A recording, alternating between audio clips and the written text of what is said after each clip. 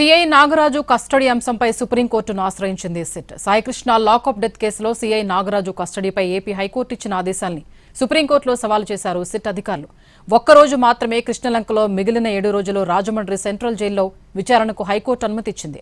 Audio video recording Rajahmundry central జైల్లోనే CI నాగరాజును విచారించాలని నిబంధనలు విధించడంపై SIT అభ్యంతరం తెలిపింది. హైకోర్టు ఆదేశాలపై సుప్రీంకోర్టును ఆశ్రయించింది సిట్. పూర్తి వాస్తవాలు తెలియాలంటే నిబంధనలు సడలించాలంటూ సుప్రీంకోర్టును ఆశ్రయించారు సిట్ అధికారులు.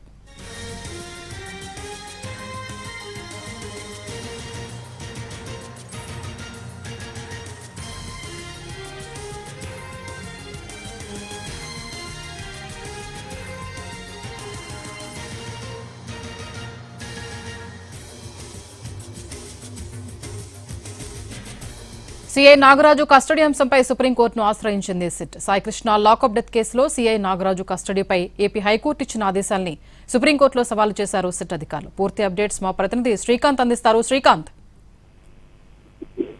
సాయికృష్ణ కస్టోడియల్ డెత్ కేసుకు సంబంధించి నిందితుడిగా ఉన్నటువంటి సిఐ నాగరాజు కస్టడీ అంశానికి సంబంధించి సిట్ అధికారులు సుప్రీంకోర్టుని ఆశ్రయించారు. ప్రధానంగా ఈ అంశానికి సంబంధించి మ్యాజిస్ట్రేట్ కోర్టు 8 రోజులు నాగరాజును విచారించడానికి అనుమతి ఇచ్చింది. దానికి సంబంధించి కొన్ని కండిషన్స్ పెట్టింది. రాజమండ్రి సెంట్రల్ జైల్లోనే అతన్ని విచారించాలి. మొత్తం ఆ విచారణకు సంబంధించిన అంతా కూడా వీడియోగ్రఫీ తీయాలి అనే అంశానికి సంబంధించి ఆదేశాలు ఇవ్వడంతో దీని మీద హైకోర్టుని సిట్ అధికారులు ఆశ్రయించారు. హైకోర్టులో కూడా కేవలం ఏదైతే సీన్ రీకన్స్ట్రక్షన్ కి అదే విధంగా విచారణలో ఎవిడెన్స్ సేకరించడానికి మాత్రమే నాగరాజుని విజయవాడ తీసుకురావాలి, వీడియోగ్రఫీ మాత్రం చేయాలి దానికి అని కూడా ఆదేశాలు కూడా ఇచ్చిన నేపథ్యంలో ఇదంతా కూడా నాగరాజుని విచారించే సమయంలో సిట్ అధికారులకు కొన్ని ఇబ్బందులు ఉన్నాయనే అంశాన్ని అధికారులు చెప్తా ఉన్నారు.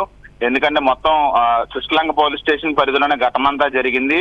నాగరాజుని ఈ స్టేషన్ పరిధిలోనే విచారించాల్సిన అవసరం ఉంది, వీడియోగ్రఫీ తీయాల్సిన అవసరం లేదు అనే అంశాలని అటు మ్యాజిస్ట్రేట్ కోర్టులో ఇటు హైకోర్టులో కూడా సిట్ తరపున న్యాయవాదులు వినిపించారు. అయినప్పటికీ కూడా వాళ్ళకి ఊరట దక్కని నేపథ్యంలో సుప్రీంకోర్టుని ఆశ్రయించినట్టుగా మనకి తెలుస్తా ఉంది.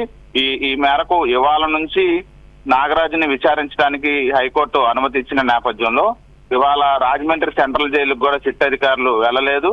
సుప్రీంకోర్టును ఆశ్రయిస్తున్నామనే విషయాన్ని రాజమండ్రి సెంట్రల్ జైలు అధికారులకు సమాచారం ఇచ్చినట్టుగైతే మనకు తెలుస్తోంది. దీంతో సిఐ నాగరాజు కస్టడీ అనేది తాత్కాలికంగా బ్రేక్ పడిందని చెప్పొచ్చు. సుప్రీంకోర్టులో ఈ పిటిషన్ కి సంబంధించి ఆదేశాలు వచ్చిన తర్వాత తదుపరి ఆదేశాలకు అనుగుణంగా విచారణ కస్టడీ చేసే అవకాశం ఉన్నట్టుగా మనకు తెలుస్తాం.